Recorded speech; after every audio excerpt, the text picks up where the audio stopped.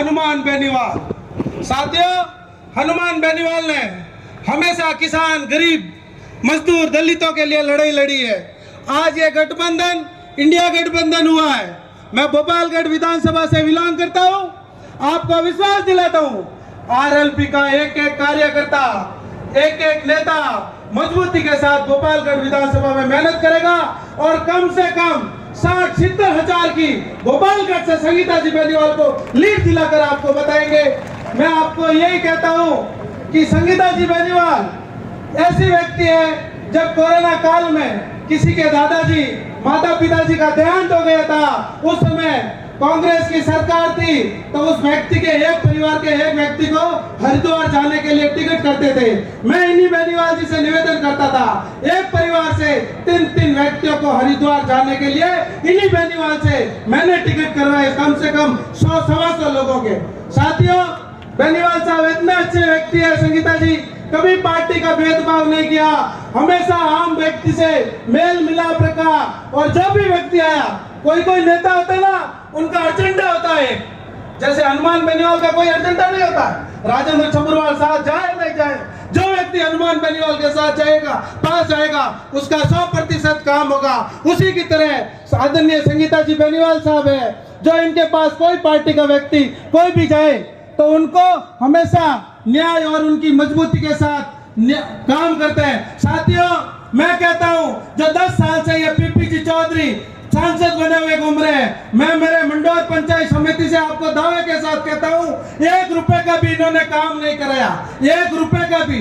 अगर कोई व्यक्ति कह दे कि पीपी चौधरी ने मंडौर पंचायत समिति में 5 रुपए भी दिए और किसी के सुख दुख में भी आए, तो मैं आप कहोगे वैसे निर्णय लेने के लिए तैयार हूं। साथियों, हनुमान बेनीवाल ऐसा व्यक्ति है, जब पाली लोकसभा पाली जिले का एक नरेश जाट था, उसने आर्मी की कुछ कमियों को देखते हुए, जो ये मोदी साहब बड़े बड़े भाषण देते हैं, उनकी कमियां देखते हुए, उनकी गुलामी की वजह से उस व्यक्ति ने, नरेश जाट ने, अपने जोधपुर के क्वार्टर में सुसाइड किया था।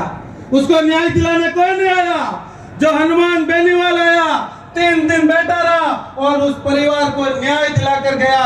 आज से इतिहास गवाह है, जहां भी हनुमान बेनीवाल जाता है, उस परिवार को न्याय दिलाकर आता है। मैं विश्वास और दावे के साथ कहता हूं, एक भी आप काम बता दीजिए जो हनुमान बेनीवाल दुख की घड़ी में गया और उस परिवार को न्याय नहीं दिला के आया।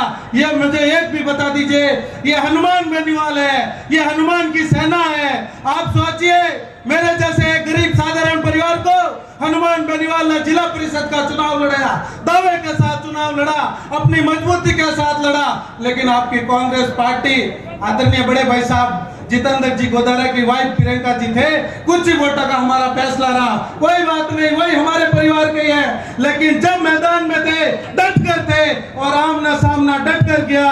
मैं आपसे एक ही विश्वास दिलाता हूँ, आरएलपी का पार्टी का कार्यकर्ता हनुमान बेनीवाल की दिशा और नरेश तय करता है। तो मैं आपका ज्यादा टाइम नहीं लूंगा, आप लोगों को इतना ही भरोसा दिलाता हूं कि आप मजबूती के साथ रहिए।